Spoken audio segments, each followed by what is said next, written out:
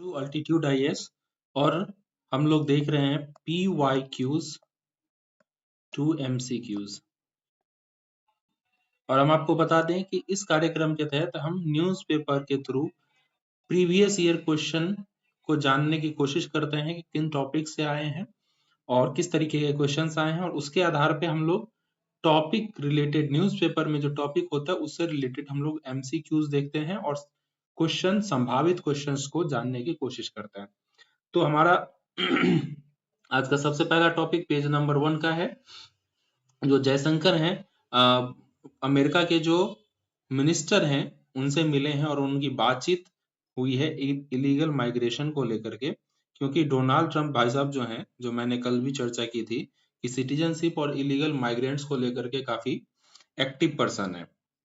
सो इस रिगार्ड में हम लोग कुछ देखते हैं इसका। अमेरिकी विदेश मंत्री मार्क रूबेरियो ने वाशिंगटन में भारतीय विदेश मंत्री एस जयशंकर से मुलाकात की। यह रूबेरियो की पद संभालते हुए ही पहली बैठक थी और चर्चा का मुख्य विषय जो था अवैध प्रवासन और निर्वासन। जो अवैध अप्रवासी हैं उसको हम निर्वासित कैसे करें देश से, ये मुख्य मुद्दा था। आपको बता दें कि अमेरिका ने जन्म से आधारित जो नागरिकता है वो रद्द करने की बात करी है और यह H1B वीजा तथा अन्य अस्थायी वीजा पर काम करने वाले भारतीयों को भी प्रभावित कर सकता है। इस विषय में हमने कल डिटेल्ड एनालिसिस भी की थी। इसके अलावा उन्होंने मुक्त और खुले इंडो पैसिफिक क्षेत्र को के विषय में बात की है और क्वाड बैठक होने वाली है। जयशंकर ने ऑस्ट्रेलिया और जापान के समकक्षों के साथ भाग लिया था इसके तहत। सो चलिए, हमने प्रीवियस ईयर क्वेश्चन से क्या निकाला है। 2021 में क्वेश्चन पूछा गया था, न्यूयॉर्क घोषणा पत्र जो है फॉरेस्ट के रिगार्डिंग, उससे संबंधित निम्नलिखित में से कौन सा कथन सही है। इसे पहली बार 2014 में संयुक्त राष्ट्र जलवायु शिखर सम्मेलन में अनुमोदित किया था। यह वनों के नुकसान को समाप्त करने के लिए एक वैश्विक समय सीमा का समर्थन करता है। यह कानूनी रूप से बाध्यकारी नहीं है। तो सबसे पहले थर्ड नंबर हम ऑप्शन को काटते हैं तो ये 2 कट गया, और इसके अलावा हमें देखना है 5 नंबर और 4 नंबर। इसे सरकारों, बड़ी कंपनियों और स्वदेशी समुदायों द्वारा अनुमोदित किया गया है। भारत इसके आरंभ में हस्ताक्षरकर्ता में से एक था। तो ये एक्चुअली गलत हो जाता है इस तरीके की चीजें। तो 5 नंबर हमारा गलत है, 1, 2 एंड 4 हमारा सही आंसर है। हमने आपको पहले ही बताया था कि आप अपने कॉमन सेंस और पॉजिटिविटी, जितना कॉमन सेंस और जितना पॉजिटिविटी को आप यूज करेंगे उतना ज्यादा यूपीएससी प्रीलिम्स में संभावनाएं हैं कि आप क्वालिफाई कर सकें। तो चलिए इसमें हम थोड़ा सा डिटेल्स देखते हैं। तो न्यूयॉर्क डिक्लेरेशन जो है पहली बार 2014 में संयुक्त राष्ट्र जलवायु शिखर सम्मेलन के दौरान अनुमोदित किया गया था। ये जो है 2030 तक वनों को के नुकसान को रोकने और क्षतिग्रस्त वनों को बहाल करने के लिए एक वैश्विक समय रेखा निर्धारित करता है। यह कानूनी रूप से बाध्यकारी घोषणा नहीं है बल्कि स्वैच्छिक है। तो ये हमारा थर्ड स्टेटमेंट गलत हो गया था। इसे सरकारों, बहु राष्ट्रीय कंपनी और स्वदेशी समुदायों सहित हितधारकों द्वारा अनुमोदित किया गया था, ये भी सही है। और भारत जो है इसका आरंभ में हस्ताक्षर करता नहीं था, बल्कि भारत जो है आगे चल के इसमें हस्ताक्षर किया है। तो NYDF जो न्यूयॉर्क डिक्लेरेशन है फॉरेस्ट को लेकर के, वो स्वैच्छिक घोषणा है जिसका उद्देश्य वनों की कटाई को रोकना और सतत वन प्रबंधन को बढ़ावा देना है। वैश्विक लक्ष्य जो है इसके तहत 350 मिलियन हेक्टेयर जो है क्षतिग्रस्त वनों को बहाल करना और कार्बन भंडारण को बढ़ाना, इसका लक्ष्य रखा गया है। हितधारक इसमें सरकारें, कंपनीज जो है वो इसमें, और स्वदेशी समुदाय इसके तहत शामिल हैं। तो इस संदर्भ में हम लोग जो टॉपिक है हमारा वो अवैध प्रवासन से है, और अवैध प्रवासन से लेकर जो मतलब इंटरनेशनल डिक्लेरेशंस वगैरह होंगे, रूल्स एंड रेगुलेशंस वगैरह होंगे, हम उससे रिलेटेड क्वेश्चंस बनाएंगे, क्योंकि उससे रिलेटेड क्वेश्चंस पूछे जाने की प्रायिकता काफी ज्यादा है। तो उससे पहले हम थोड़ा डिटेल जान लेते हैं इलीगल माइग्रेशन और डिपोर्शन का जो ओवरव्यू है उसको। तो इलीगल माइग्रेशन क्या है? तो अवैध प्रवास का अर्थ है लोगों की सीमाओं के पार बिना उचित दस्तावेज, यानी उस दस्तावेज आपके पास नहीं है फिर भी गंतव्य देश की अनुमति के जो है बिना जाते हैं वो। मतलब आपके पास डॉक्यूमेंट नहीं है दूसरे देश में जाने का, फिर भी आप दूसरे जगह जाते हैं बिना अनुमति के, तो ऐसी स्थिति को हम अवैध प्रवास के रूप में जानते हैं। इसके सामान्य कारण क्या-क्या हो सकते हैं? आर्थिक असमानता, राजनीतिक अस्थिरता, संघर्ष और उत्पीड़न जो होता है, उससे बचने के लिए लोग दूसरे देश में अवैध रूप से जाते हैं। International rules and law on illegal migration क्या-क्या है? ये देखिए, तो सबसे पहले हम लोग देखते हैं 2000 का जो है UN protocol against smuggling end of migration का है। प्रवासी जो है तस्करी को रोकने और उस पर कार्रवाई करने के लिए ये कानूनी ढांचा प्रदान करता है। प्रवासियों के अधिकारों की रक्षा और अवैध प्रवास के मूल कारणों को दूर करने पर ध्यान केंद्रित करता है। तो मूल रूप से ये जो है अवैध जो प्रवासी हैं उनके तस्करी को रोकने, यानी कि वास्तव में प्रवास कर रहे हैं या नहीं कर रहे हैं या अवैध रूप से मानव तस्करी हो रही है, उसको रोकता है और साथ ही साथ इसके कारणों को जान करके उसको ठीक करने की कोशिश करता है। रिफ्यूज कन्वेंशन 1951 का है। शरणार्थियों के अधिकारों को परिभाषित किया गया है इसके तहत और उन्हें उन देशों में निर्वासित करने से रोकता है जहां खतरा हो सकता है, कि वहां मत भेजो यार, वहां पे मरने के चांसेस हैं या खतरा ज्यादा है जान को लेकर के। यह सुनिश्चित करता है कि निर्वासन प्रक्रियाएं मानव अधिकार और न्यायपूर्ण प्रक्रिया सिद्धांतों का पालन करें। तो जो international convention of on civil and political rights है, वो बताता है कि निर्वासन प्रक्रिया जो होना चाहिए वो मानव अधिकार और न्यायपूर्ण प्रक्रिया के सिद्धांतों का पालन करें। यूरोपियन यूनियन का भी लॉ है। यूरोपीय संघ जो है उसके देश डबलिन नियमन का पालन करते हैं, जो शरण आवेदनों की जांच के लिए जिम्मेदार सदस्य देश को निर्धारित करता है। तो आपके पास इतने इंटरनेशनल डिक्लेरेशंस आ जाते हैं, रूल्स रेगुलेशंस आ जाते हैं, जिससे रिलेटेड क्वेश्चन पूछे जाने की काफी प्रायिकता होती है। अब हम लोग देखते हैं कि Indian constitution and rule on जो है इलीगल माइग्रेशन वो क्या है। तो आर्टिकल 19 जो है वो कहता है नागरिकों के आंदोलन और निवास के अधिकार की रक्षा करता है, लेकिन यह अवैध प्रवासियों पर लागू नहीं होता। उसी तरीके से अनुच्छेद 21 जीवन और व्यक्तिगत स्वतंत्रता के अधिकार की गारंटी तो देता है, लेकिन अवैध प्रवासियों पर भी ये लागू होता है। तो देखिए इसमें दो चीजें हैं। आर्टिकल 19 जो है अवैध प्रवासियों पर लागू नहीं होता, बल्कि आर्टिकल 21 जो है वो अवैध प्रवासियों को भी इस अधिकार देता है, यानी कि जीवन का जो अधिकार है, जीवन जीने का जो अधिकार है, वो इलीगल माइग्रेंट्स को भी भारत के अंतर्गत दिया गया है। इसके अलावा जो फॉरेनर्स एक्ट 1946 का है, भारत में विदेशियों के प्रवेश, उपस्थिति और प्रस्थान को नियंत्रित करता है। सरकार को अवैध प्रवासियों को निर्वासित करने का अधिकार देता है, यानी कि कोई अवैध प्रवासी है तो उसको आप बाहर निकाल सकते हैं।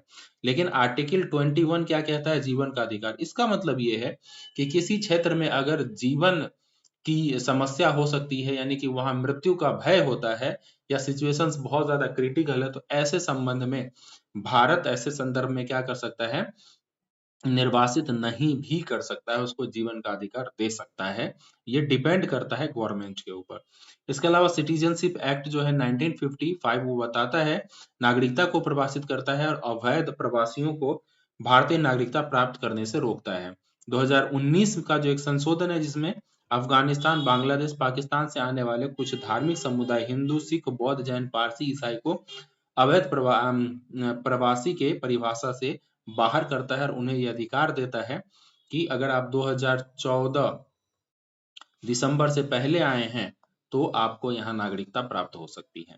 इसके अलावा illegal migrants determination by tribunals act जो है 1983 का असम में अवैध प्रवासियों की पहचान और निर्वासन के लिए लागू होता है।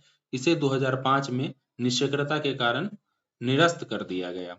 चैलेंजेस क्या हैं डिपोर्शन में, ये भी समझ लीजिए। इंटरनेशनल कोऑपरेशन, निर्वासन के लिए मूल देश के साथ द्विपक्षीय समझौता की आवश्यकता होती है। ह्यूमैनिटेरियन कंसर्न्स क्या है? मानवतावादी। तो इसके अंतर्गत निर्वासन कमजोर समूह जैसे शरणार्थी और राज्य इन व्यक्तियों के अधिकारों का उल्लंघन कर सकता है और वेरिफिकेशन इश्यूज हो सकते हैं। प्रवासियों की राष्ट्रीयता की पुष्टि करना अक्सर जटिल और समय लेने वाली प्रक्रिया होती है। तो ये सारे इश्यूज होते हैं निर्वासन के तहत। कमिटी एंड रिकमेंडेशंस भारत में क्या क्या है? बॉर्डर मैनेजमेंट टास्क फोर्स 2000 अवैध प्रवास को रोकने के लिए सीमा सुरक्षा को मजबूत करने की सिफारिश की गई। Parliamentary committee on citizenship amendment राज्यहीन व्यक्तियों और अवैध प्रवासियों को संबोधित करने वाले कानूनों की समय समय पर समीक्षा की सिफारिश की गई है। असम अकॉर्ड को देख लीजिए। असम में अवैध प्रवासियों की पहचान हटाने और निर्वासन का प्रावधान इसके तहत किया गया था। तो आपके समक्ष इस संदर्भ में एक क्वेश्चन है, अवैध प्रवास और निर्वासन पर अंतर्राष्ट्रीय नियमों और कानून के संदर्भ में निम्नलिखित कथनों पर विचार करें। प्रवासियों की तस्करी के खिलाफ संयुक्त राष्ट्र प्रोटोकॉल प्रवासी तस्करी से लड़ने और उनके अधिकारों की रक्षा पर केंद्रित है। तो ये अभी हमने पढ़ा था, यूएन प्रोटोकॉल अगेंस्ट स्मगलिंग जो है वो क्या करता है, प्रवासी के तस्करी को रोकता है और उसके अधिकारों की रक्षा करता है। इसके बाद शरणार्थी सम्मेलन 1951 शरणार्थी जो भारत का है को उन देशों में निर्वासित करने से, सॉरी भारत का नहीं है, ये भी इंटरनेशनल ही होगा, रोकता है जहां उनके जीवन या स्वतंत्रता को खतरा हो सकता है। तो ये भी बिल्कुल सही है। नागरिकों और राजनीतिक अधिकारों पर अंतर्राष्ट्रीय अनुबंध जो है अपवादात्मक परिस्थितियों में बिना उचित प्रक्रिया के, यहाँ ध्यान दीजिएगा, बिना उचित प्रक्रिया के निर्वासन की अनुमति, तो कोई भी लॉ जो है बिना प्रक्रिया या बिना उचित प्रक्रिया के निर्वासन की अनुमति नहीं देता, तो थर्ड गलत हो जाएगा। तो यहाँ अगर आप कॉमन सेंस भी अगर आप लगा देते तो थर्ड स्टेटमेंट गलत हो जाएगा, और थर्ड स्टेटमेंट जैसे ही गलत होगा वैसे ही आपका आंसर आ गया, और 1 and 2 is the right answer है। तो थोड़ी जानकारी और थोड़ा कॉमन सेंस, ज्यादातर स्थितियों में आप कॉमन सेंस से भी, मैं आपको ये कह सकता हूं कि 20 से 25 क्वेश्चन यूपीएससी में आप बिना जानकारी के कॉमन सेंस के आधार पे भी कर सकते हैं। इस संदर्भ में हमने आपको जानकारी दी है। ये थर्ड वाला जो है गलत इसीलिए है कि यह सुनिश्चित करता है कि निर्वासन प्रक्रिया उचित प्रक्रिया और मानवाधिकार सिद्धांतों का पालन करे। यह अपवादात्मक परिस्थिति में भी बिना उचित प्रक्रिया के निर्वासन की अनुमति नहीं देता है। निर्वासन आप करोगे ना तो सारी प्रक्रिया का अनुपालन करना चाहिए ताकि उनके जीवन की रक्षा हो सके। प्रवासी तस्करी के खिलाफ संयुक्त राष्ट्र प्रोटोकॉल को देखें तो तस्करी से लड़ने और प्रवासियों के अधिकार की रक्षा पर केंद्रित है। रिफ्यूज कन्वेंशन जो है शरणार्थी अधिकारों का केंद्र और रिफॉल्वमेंट पर रोक लगाता है। आईसीसीपीआर जो है निर्वासन प्रक्रिया मानवाधिकार को सुनिश्चित करता है।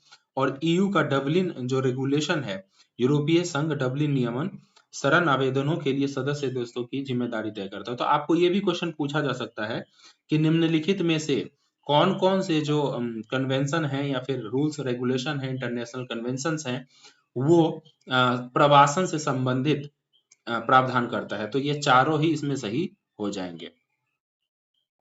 पेज नंबर 2 पे हमारे पास अगला टॉपिक है जो है supreme court lambast Assam government over detention centre. जो डिटेंशन सेंटर की बात की जा रही है असम में, उसको लेकर के सुप्रीम कोर्ट ने अपना कड़ा रुख अपनाया है गवर्नमेंट के विरुद्ध। तो सुप्रीम कोर्ट जो है क्रिटिसाइज किया है असम गवर्नमेंट को for failing to justify the detention of 270 foreigners at the Matia transit camp. तो जो माटिया ट्रांजिट कैंप है उसमें 270 विदेशी को हिरासत में रखने की उचित कारण न देने पर असम सरकार की आलोचना की गई है। मुख्य मुद्दा क्या है, अदालत ने असम सरकार द्वारा प्रस्तुत हलफनामों को त्रुटिपूर्ण कहा है। हलफनामों में हिरासत के कारणों और निर्वासन की प्रक्रिया का विवरण नहीं था। बेंच ने असम के मुख्य सचिव को अगली सुनवाई में वीडियो कॉन्फ्रेंसिंग के जरिए उपस्थित होने का निर्देश दिया है। अदालत ने हलफनामे की सामग्री पर गोपनीयता के दावे पर भी सवाल उठाया है। सुप्रीम कोर्ट ने माटिया ट्रांजिट कैंप में सफाई और भोजन की गुणवत्ता की अचानक जांच का निर्देश दिया था, और यह याचिका असम में घोषित विदेशियों की हिरासत और निर्वासन प्रक्रिया से संबंधित है। तो इस संदर्भ में डिटेंशन एंड डिपोर्शन, मतलब ऊपर वाला जो हमने फर्स्ट टॉपिक अभी देखा उससे काफी ये जुड़ा हुआ टॉपिक है। डिटेंशन ऑफ डिक्लेयर्ड फॉरेनर्स जो है उसके क्या क्या रूल्स एंड रेगुलेशंस हैं।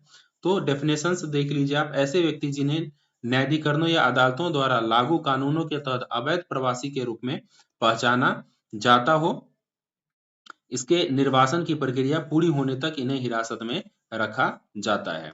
तो ऐसे लोग जो अवैध हैं और जिसे निर्वासन करना है तो निर्वासन तक उन्हें क्या किया जाता है, डिटेंशन करके रखा जाता है। तो लॉ जो है वो भारत में आप देख लीजिए क्या क्या लॉ है। विदेशी अधिनियम 1946 ये कहता है कि निर्वासन से पहले अवैध प्रवासियों को एक निर्दिष्ट अवधि के लिए हिरासत में रखने की अनुमति ये एक्ट देता है। पासपोर्ट एक्ट जो है 1920, पासपोर्ट अधिनियम 1920 जो है विदेशियों के प्रवेश और निवास को नियंत्रित करता है और गैर अनुपालन के लिए हिरासत की अनुमति भी देता है। डिटेंशन सेंटर इन इंडिया को अगर देखें तो भारत में निर्वासन की प्रतीक्षा कर रहे घोषित विदेशियों के लिए विशेष हिरासत केंद्र स्थापित किए गए हैं। हिरासत में लिए गए व्यक्तियों को बुनियादी सुविधाएं प्रदान की जाती है, लेकिन उनकी आवाजाही पर प्रतिबंध होता है, मतलब कहीं वो आ जा नहीं सकते।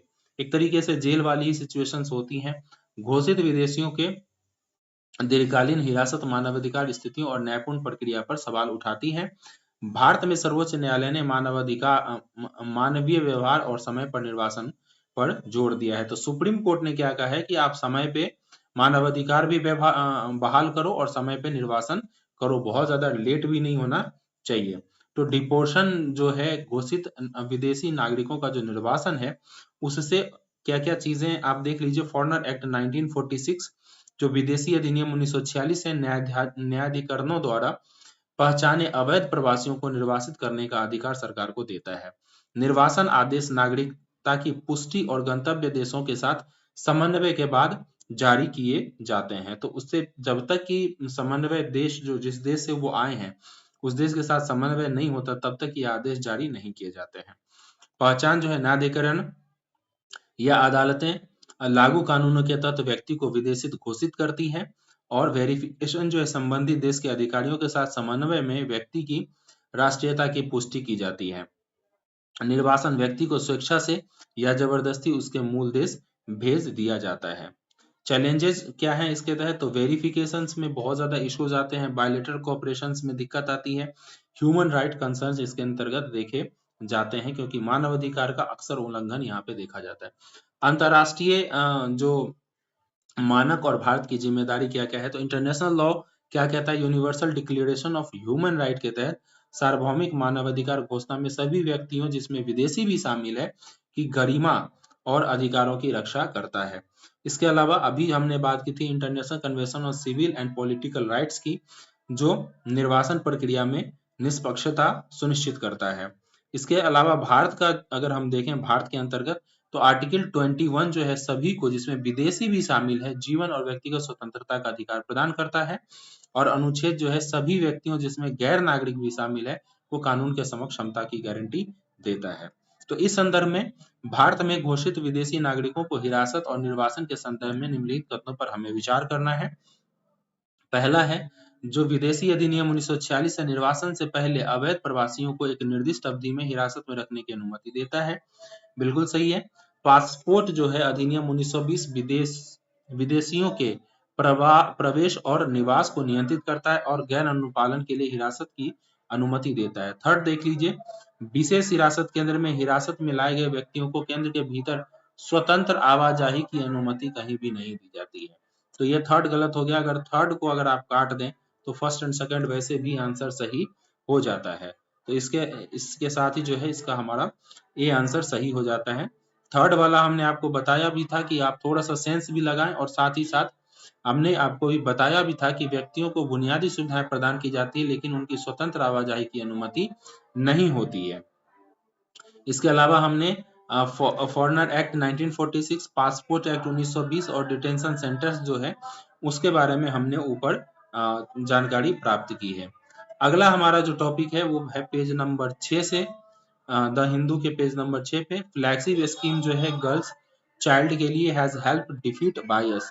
तो मोदी साहब का ऐसा कहना है कि जो प्रोग्राम चलाया गया था, फ्लैगशिप स्कीम बेटी बचाओ बेटी पढ़ाओ, उससे क्या हुआ है, जेंडर इक्वलिटी भी आई है, और लोगों के मन में जो अनेक तरीके के बायस रहते हैं, उस बायस को भी इसने डिफीट किया है, मतलब दुर्भावना भी आप कह सकते हो इसको। तो प्रधानमंत्री ने कहा है कि ऐतिहासिक रूप से कम बाल लिंगानुपात वाले जिलों में उल्लेखनीय सुधार हुआ है, जागरूकता आया है, और लैंगिक समानता की समझ को बढ़ावा दिया गया है इस अभियान के तहत। तो किस अभियान की बात की जा रही है? बेटी बचाओ बेटी पढ़ाओ कैंपेन की। ये लॉन्च किया गया था 2015 में 22 जनवरी को प्रधानमंत्री के द्वारा हरियाणा के पानीपत में। और हरियाणा में इसीलिए किया गया था कि जो रेशियो है, सेक्स रेशियो हरियाणा में सबसे कम देखने को मिला था। इसका उद्देश्य है गिरते बाल लिंगानुपात को ठीक करना और बालिकाओं के शिक्षा व कल्याण को बढ़ावा देना। तो उद्देश्य आप देख लीजिए, केवल बाल लिंगानुपात को या केवल गिरते लिंगानुपात को ठीक करना नहीं है, बल्कि बालिकाओं के शिक्षा और कल्याण को भी सुनिश्चित करना है। उद्देश्य की अगर हम बात करें तो लिंग आधारित भेदभाव और गर्भपात को रोकना, बाल लिंगानुपात में सुधार करना और बालिका की सुरक्षा सुनिश्चित करना, बालिकाओं की शिक्षा और सशक्तिकरण को बढ़ावा देना। योजना के घटक में आप देख लेंगे, अवेयरनेस प्रोग्राम है, बालिकाओं के प्रति सामाजिक दृष्टिकोण को बदलने के लिए जन अभियान चलाना, बालिकाओं के स्वास्थ्य सेवाओं तक पहुंच में सुधार करना और बालिकाओं का स्कूल में नामांकन बढ़ाना और ड्रॉप आउट को कम करना। इम्प्लीमेंटेशन किसके द्वारा किया गया है? मिनिस्ट्री जो है बाल एवं महिला एवं बाल विकास मंत्रालय, स्वास्थ्य एवं परिवार कल्याण मंत्रालय और शिक्षा मंत्रालय, तीनों ही मिलकर के इस प्रोग्राम को इम्प्लीमेंट करते हैं। इसके अलावा जो है प्रारंभ में निम्न बाल लिंगानुपात वाले 100 जिलों, ये ध्यान रखिएगा, शुरुआत जो की गई थी तो केवल 100 जिलों में ही इसको इम्प्लीमेंट किया गया था और बाद में पूरे देश में विस्तारित कर दिया गया। इसके तहत एक और चीज आपको देखने की जरूरत है कि गर्भधारण और प्रसव पूर्व जो है निदान तकनीक अधिनियम को लागू किया गया था, उसके विषय में भी हम थोड़ी सी जानकारी प्राप्त करेंगे। इसके अलावा जागरूकता और वकालत अभियान पूरे भारत में किया गया था, एडवोकेसी, और पहले चरण में 100 जो है बाल लिंगानुपात, जो कम बाल लिंगानुपात वाले जिले थे उसमें कार्यवाही इसके तहत की गई थी। तो हमने जो अधिनियम की बात की, गर्भधान पूर्व और प्रसव पूर्व नैदानिक तकनीक अधिनियम जो है PNDT एक्ट, यानी कि preconception and prenatal diagnostic technique जो है, जिसके माध्यम से लिंग के बारे में जानकारी प्राप्त हो जाती है बच्चों की, उस को रोकने के लिए ये एक्ट लाया गया था। तो प्राइमरी एम क्या था इसका? लिंग चयन आधारित गर्भपात और नैदानिक तकनीकों के दुरुपयोग को रोकने के लिए लाया गया था। भारत में गिरते बाल लिंगानुपात को रोकने के लिए इसे लाया गया था, इस एक्ट को। सेकेंडरी एम अगर इसके तहत देखें तो नैदानिक तकनीकों को नियंत्रित करने और नैतिक चिकित्सा प्रथाओं को सुनिश्चित करने के लिए इस अधिनियम को लागू किया गया था। इस अधिनियम के तहत प्रावधान क्या क्या है? तो सबसे पहला प्रावधान है कि अल्ट्रासाउंड या अन्य तकनीकों से लिंग निर्धारण के उपयोग को यह प्रतिबंधित करता है और इन तकनीकों को केवल आनुवांशिकी असमानताएं, चयापचय विकार, यानी कि अगर बीमारी हो कुछ तो ऐसे सिचुएशन में आप इसको यूज कर सकते हो, लेकिन अगर कोई इशू नहीं है तो ऐसे सिचुएशन में ये आप तकनीक यूज नहीं कर सकते। एडवर्टीजमेंट को बैन कर दिया गया इसके माध्यम से। रजिस्ट्रेशन ऑफ क्लिनिक, जो क्लिनिक ऐसा काम करते हैं जो नैदानिक केंद्रों को कानूनी रूप से संचालन के लिए अधिनियम के तहत पंजीकरण करना अनिवार्य कर दिया गया, जहां इस तरीके की जांच हो सकती है। पेनल्टीज जो है, पहली गलती पे 10,000 तक का जुर्माना और 3 साल तक की कैद, और जो पुनः अपराध करेंगे तो जुर्माने में वृद्धि और 5 साल तक की कैद की प्रावधान किए गए हैं। संवैधानिक और कानूनी समर्थन आप देख लीजिए। आर्टिकल 14 के तहत लिंग आधारित भेदभाव को रोकता है और लैंगिक समानता का समर्थन करता है। आर्टिकल 21 जो है अजन्मे बच्चे के जीवन की सुरक्षा सुनिश्चित करता है, क्योंकि राइट ऑफ लाइफ जो है, राइट टू लाइफ जो है, ये जीवन का अधिकार है और जीवन जैसे ही गर्भ धारण हो गया मतलब जीवन प्रारंभ हो गया, ऐसा इसके तहत माना गया है। अनुच्छेद 312 ऑफ आईपीसी जो है अवैध गर्भपात को दंडित करता है। इस संदर्भ में आपके समक्ष एक क्वेश्चन है कि बेटी बचाओ बेटी पढ़ाओ अभियान के संदर्भ में निम्नलिखित कथनों पर विचार करें। इसे 3 मंत्रालय द्वारा लागू किया जाता है, महिला एवं बाल विकास मंत्रालय, स्वास्थ्य एवं परिवार कल्याण मंत्रालय और शिक्षा मंत्रालय, हमने अभी पढ़ा था।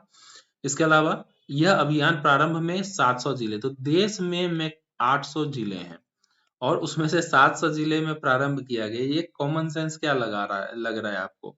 तो ये कहीं ना कहीं जो है आपको गलत करने के लिए ऐसा किया गया था और ये केवल प्रारंभ में 100 जिलों में लागू किया गया था और बाद में इसे पूरे यानी कि 800 जिले में लागू कर दिया गया। अन्यथा 700 जिले में लागू कर ही दिया गया तो 100 जिले क्यों बचेंगे?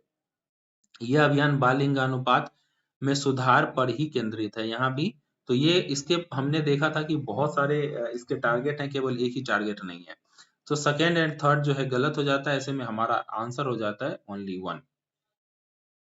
देख लीजिए, ये अभियान जो है प्रारंभ में 100 जिलों जहां लिंग अनुपात बहुत कम था वहां लागू किया गया था और इसका उद्देश्य जो है बाल लिंग अनुपात को सुधार तो करना ही है, लेकिन बालिका की शिक्षा और सशक्तिकरण में भी बढ़ावा देना है। 2015 में इसे हरियाणा में लॉन्च किया गया था प्रधानमंत्री के द्वारा और इसका ऑब्जेक्टिव था बाल लिंगानुपात सुधार, बालिका की सुरक्षा, संरक्षण और बालिका शिक्षा को बढ़ावा देना। प्रारंभ में 100 जिलों पर केंद्रित था, बाद में इसे राष्ट्रीय स्तर पे कर दिया गया। अगला जो हमारा टॉपिक है वो टॉपिक है पेज नंबर 8 से, China moves must recast Indian critical mineral पूछ। तो क्रिटिकल मिनरल्स जो हैं उससे रिगार्डिंग जो हमारे इश्यूज हैं भारत के, उस पे हम लोग कैसे हमें आगे बढ़ना है और क्या चीजें हमें करनी होंगी, और क्रिटिकल मिनरल्स क्या क्या हैं और इसके क्या क्या जो उपयोग हैं उसके बारे में हम लोग जानकारी प्राप्त करेंगे। तो महत्वपूर्ण खनिज जो क्रिटिकल मिनरल्स हैं, अर्धचालक बैटरी और एरोस्पेस जैसी तकनीकों के लिए आवश्यक होता है। भारत में घरेलू क्षमता विकसित करने के लिए रणनीति हाल की सुधारों के बावजूद चुनौतियों का सामना कर रही है। सो चाइना स्ट्रेटेजिक रिस्ट्रिक्शन देख लीजिए, चीन ने महत्वपूर्ण खनिज निर्यात को नियंत्रित किया है और पश्चिमी निर्भरताओं को लक्षित करते हुए अपने घरेलू उद्योग को संतुलित किया है चाइना ने।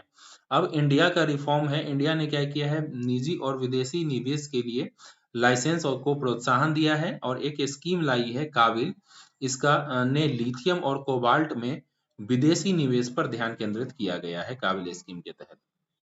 इस संदर्भ में हम लोग जानते हैं कि क्रिटिकल मिनरल्स क्या है। तो वे प्राकृतिक संसाधन हैं जो आर्थिक विकास, राष्ट्रीय सुरक्षा और स्वच्छ ऊर्जा में परिवर्तन के लिए आवश्यक है।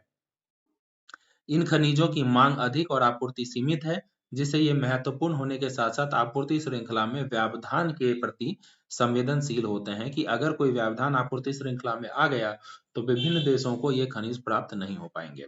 महत्वपूर्ण खनिज के उदाहरण देख लीजिए, लिथियम, ये इलेक्ट्रिक वाहनों और नवीकरणीय ऊर्जा भंडारण के लिए बैटरी का उपयोग करता है। कोबाल्ट जो है बैटरी और इलेक्ट्रॉनिक उपकरणों में उपयोग आता है। रेयर अर्थ एलिमेंट्स जो है दुर्लभ प्राकृतिक तत्व पवन चक्कियों, स्मार्टफोन और रक्षा प्रणालियों में उपयोग किया जाता है। निकेल जो है स्टेनलेस स्टील और बैटरी में उपयोग किया जाता है, और ग्रेफाइट जो है बैटरी और स्नेहक लुब्रिकेंट्स में प्रयोग किया जाता है। इंपॉर्टेंस क्या है क्रिटिकल मिनरल्स का, तो ये इकोनॉमिक डेवलपमेंट के लिए काफी महत्वपूर्ण हो जाता है, खास करके उच्च प्रौद्योगिकी उद्योग, नवीकरणीय ऊर्जा प्रणाली और उन्नत विनिर्माण के लिए महत्वपूर्ण है। एनर्जी ट्रांजिशन के तहत जलवायु परिवर्तन से निपटने के लिए सोलर पैनल, पवन चक्की और इलेक्ट्रिक वाहनों के उत्पादन में भी ये जरूरत है, और रक्षा उपकरणों, एरोस्पेस और संचार तकनीक के लिए ये अत्यंत महत्वपूर्ण हो जाता है। सेमीकंडक्टर, स्मार्टफोन और चिकित्सीय उपकरणों के लिए भी ये चीजें जो है रेयर अर्थ जरूरी चीज हो जाती है। भारत में महत्वपूर्ण खनिज देख लीजिए, भारत लिथियम, कोबाल्ट और दुर्लभ पृथ्वी तत्वों जैसे महत्वपूर्ण खनिजों के लिए आयात पर निर्भर है, और ये बहुत ही बड़ा इशूज भारत के लिए है। राष्ट्रीय खनिज नीति 2019 महत्वपूर्ण खनिजों की खोज और सतत खनन को बढ़ावा देती है। भारत ऑस्ट्रेलिया महत्वपूर्ण खनिज साझेदारी जो है प्रमुख खनिजों की आपूर्ति के लिए है। रिजर्व्स की अगर बात करें तो भारत के पास कुछ दुर्लभ पृथ्वी तत्व भंडार हैं, जो जम्मू कश्मीर में लिथियम भंडार की खोज की जा रही है। ग्लोबल पर्सपेक्टिव, वैश्विक परिप्रेक्ष्य की बात करें तो चाइना का जो है डोमिनेंस है, चीन दुर्लभ पृथ्वी उत्पादन का 70% से अधिक नियंत्रण करता है, जिससे यह प्रमुख की प्लेयर बन जाता है। यूएस और ईयू की स्ट्रेटजीज देख लीजिए, दोनों क्षेत्र जो है आपूर्ति श्रृंखला में विविधता लाने और महत्वपूर्ण खनिज के पुनर्चक्रण में निवेश कर रहे हैं। ऑस्ट्रेलिया और कनाडा जो है लिथियम, कोबाल्ट और निकेल के प्रमुख निर्यातक हैं। इस संदर्भ में आपके क्वेश्चन देख लीजिए, जो विचार करना है आपको क्रिटिकल मिनरल्स के विषय में। महत्वपूर्ण खनिज जो है स्वच्छ ऊर्जा प्रणाली जैसे सोलर पैनल और पवन चक्कियों के लिए आवश्यक है, ये बिल्कुल सही हो जाएगा। इसका रक्षा और एरोस्पेस प्रौद्योगिकी में कोई योगदान नहीं है, तो ये सेकंड गलत हो जाएगा। सेकंड को अगर हम काट दें, सेकंड को अगर हम काट दें तो ये और ये कट जाता है, तो 1 और 3 हमारा राइट ऑप्शन हो जाता है।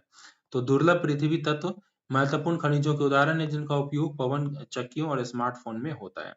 तो ये फर्स्ट एंड थर्ड हमारा हो जाता है सही। और हमने आपको बोला था कि अगर आप जितना पॉजिटिव रहेंगे और जितना आप कॉमन सेंस को प्रयोग करेंगे उतना ही आप बेहतर ढंग से यूपीएससी प्रीलिम्स के क्वेश्चंस को कर सकते हैं। सेकंड स्टेटमेंट गलत था, तो इसको हम लोग देख लेते हैं कि महत्वपूर्ण खनिजों का उपयोग उच्च प्रौद्योगिकी उद्योगों में होता है, लेकिन यह रक्षा, एरोस्पेस और संचार प्रौद्योगिकी के लिए भी महत्वपूर्ण है, इसीलिए ये कथन गलत था। इसके अलावा हमने आपको सारे डिटेल्स ऑलरेडी दे दिए हैं।